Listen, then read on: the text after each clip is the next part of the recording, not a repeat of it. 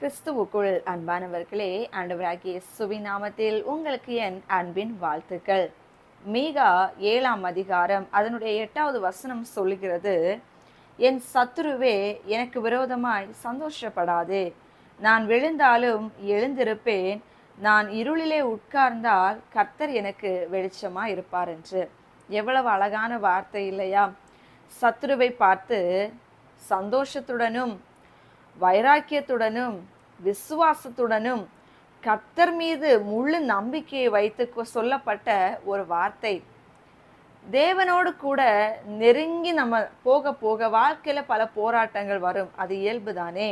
ஏனென்றால் தேவனை விட்டு நம்மை தூரம் போக செய்வதற்காக நம்ம கிறிஸ்துவுக்குள்ள ரொம்ப அதிகமாய் ஆழமாய் போகிற பொழுது நம்ம வாழ்க்கையில ஒரு கஷ்டம் வருதுன்னு வைத்துக்கொள்ளுங்க. அது ரொம்ப அதிகமாய் அதை நம்முடைய வாழ்க்கைக்கு அழுத்தத்தை கொடுத்து நம்மை கண்ணீர் வடிக்க வைத்து நம்மை சில காலம் ஒரு ஜெயில் வாழ்க்கையை போல ஒரு சிறைச்சாலின் அனுபவத்துக்கு நேராக நம்மை கொண்டு அதை உட்கார வைக்கிறதுன்னா அதை பார்க்கிற சத்துருவுக்கு சந்தோஷமா இருக்கும். நீ தேவனை ஆராதிக்கிற, இன்னைக்கு உன் வாழ்க்கையை பாரு, நீ சிறை இருப்புக்குள்ள இருக்கிற, நீ வியாதியோடு இருக்கிற, நீ தோல்வி அடைந்து விட்டாய், உனக்கு நஷ்டம் வந்து விட்டது, உனக்கு கடன் இருக்கிறது, உனக்கு கஷ்டம் இருக்கிறது, நீ எல்லாம் எதுக்கு இனி வாழ போறேன்னு சொல்லிட்டு சத்ருவானவன் நம்மை பார்த்து பலவிதமான இகழ்ச்சியான வார்த்தைகளை பேச வைப்பான், மனிதர்களை வைத்து இல்லையா? அந்த நேரத்துல தேவனோடு கூட வாழுகிற நாம் என்ன செய்ய வேண்டும் தெரியுமா? அப்படியான்னு சொல்லிட்டு அவங்க சொல்லுகிற வார்த்தைகளை கேட்டு இவங்க எல்லாம் இப்படி பேசுறாங்களே, அப்பா என் வாழ்க்கை அப்போ முடிஞ்சிட்டான்னு சொல்லிட்டு நம்ம கொஞ்சம் கூட கீழே இறங்கி போகாம அந்த நேரத்துல நீங்க தைரியம் அடையணும். அந்த நேரத்துல நீங்க உறுதியா இன்னும் கர்த்தர்கிட்ட விசுவாசத்தை வச்சு சொல்ல வேண்டிய வார்த்தை என்ன தெரியுமா? என் சத்துருவே எனக்கு விரோதமா நீ சந்தோஷப்படாத.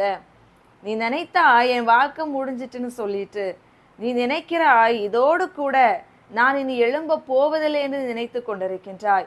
இதோடு என்னுடைய எதிர்காலம் இருளாகி விட்டது, இனி நான் வெளிச்சத்தை பார்க்க மாட்டேன் என்று நினைத்து கொண்டிருக்கிறாய். ஆனா நீ தவறாக நினைக்கிறாய். என் வாழ்க்கையில ஒரு இருள் வந்துச்சுன்னா அதுல இருந்து தூக்கி எடுக்கிற என் கர்த்தர் வெளிச்சமானவர்.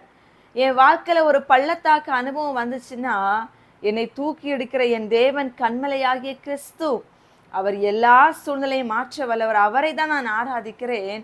அவர் என்னை தப்புவிக்க வல்லமையுள்ளவர். அவர் என்னை எழும்பி நிறுத்த வல்லமையுள்ளவர். என்னை மறுபடியும் துளிர்விட்டு வாழ வைக்க வல்லமையுள்ளவர். இன்னைக்கு உன் கண்களை நான் பட்ட மரத்தை போல தெரிகிறேன், ஆனா மறுபடியும் நான் கனி கொடுப்பேன் என் இயேசுவின் நாமத்தில்.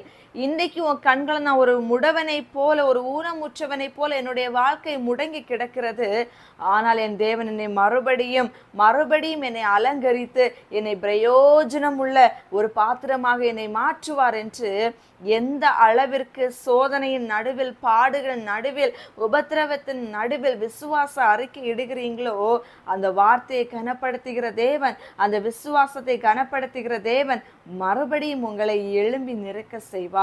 மறுபடியும் உங்களை கட்டி எழுப்புவார். மறுபடியும் உங்களை உயர நிறுத்துவார் என் அன்பு ஜனமே.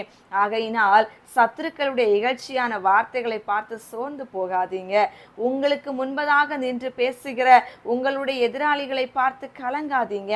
சத்துருவானவனுடைய எல்லா சூழ்ச்சிகளும் நம்மை எப்படியாகிலும் நம்மை இன்னும் நம்முடைய ஜெப வாழ்க்கையை குறைக்க வைக்கணும், விசுவாசத்தை குறைக்க வைக்கணும், ஆண்டவர் மேல இருக்கிற உறுதியான நம்பிக்கையை குறைக்கணும்னு சொல்லிட்டு அவன் இதை கொண்டு வருவான். இது அவனுடைய தந்திரம்.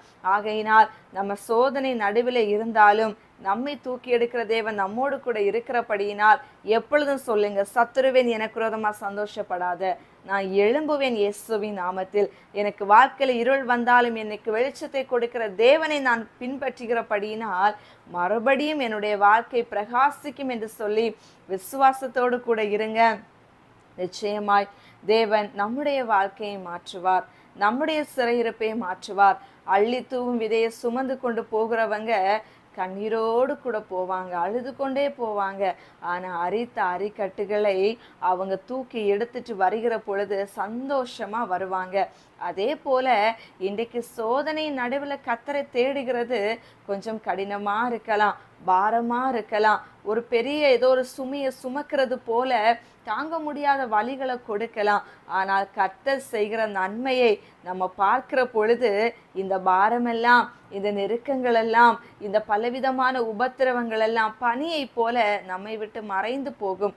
விசுவாசத்தை இழக்காமலும் கர்த்தர் மீது இருக்கிற பற்றுதலை விட்டு விலகாமலும் நம்பிக்கையின் நங்கூரமாகிய கிறிஸ்துவை நாம் தொடர்ந்து பற்றி கொள்ளுவோம். நிச்சயமாய் நாம் மறுபடியும் எழுந்திருப்போம், மறுபடியும் பிரகாசிப்போம். ஜெபிப்போமா?